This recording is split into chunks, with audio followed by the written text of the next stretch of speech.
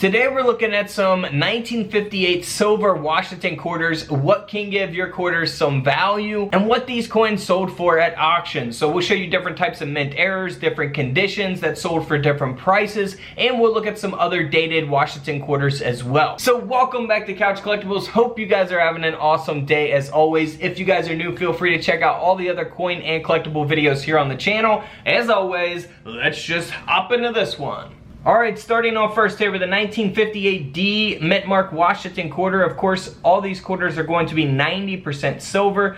This first quarter here has a grade by the coin grading company, PCGS, of a mint state 68. So that's a very, very nice grade. A perfect grade is a 70. That's the highest the coin grading scale goes. This is at a 68, and that's why this quarter sold for over $9,000, nearly a $10,000 quarter.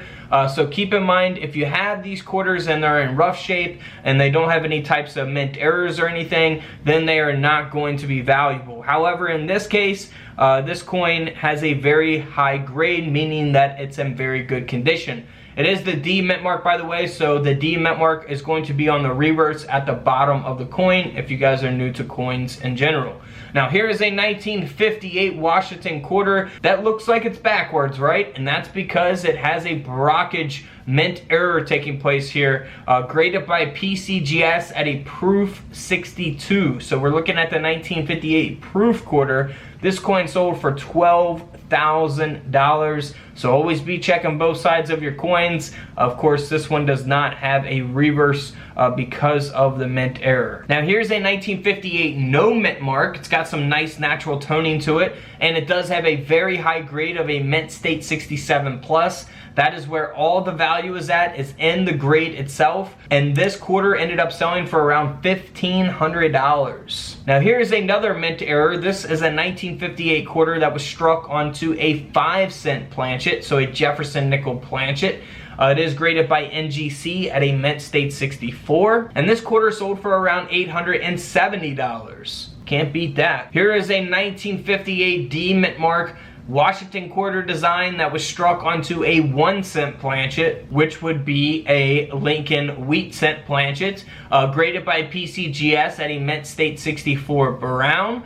Of course, that's why it has that copper coloration to it, because it was struck on a 1-cent planchet. And this error coin sold for over $1,600, nearly a $1,700 coin there. All right, here is a 1958 Washington quarter that is the proof quarter. It is graded at nearly a perfect grade, a proof 69 deep cameo by PCGS, the coin grading company. Now, like I say, a 70 is a perfect grade. It's the highest you can get on the grading scale. This is at a 69. This quarter ended up selling for over $8,500. Back to another mint error coin from 1958. This quarter here has the reverse struck through, so you can look for strike throughs on all kinds of different coins, not just, 1958 quarters. You can see that clearly here on the reverse of the coin, obviously. And this quarter only sold for around $75, so nothing too extremely valuable, but pretty cool mint error coin.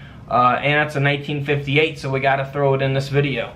Now here is a 1958 Type B reverse. So here's an example of the Type A reverse and the Type B reverse and the Type C reverse for different Washington quarters. So the difference there is in the E and the S mostly. That's a very visible way to tell the difference. But this coin is graded at a mint state 64. It only sold for around $90 US.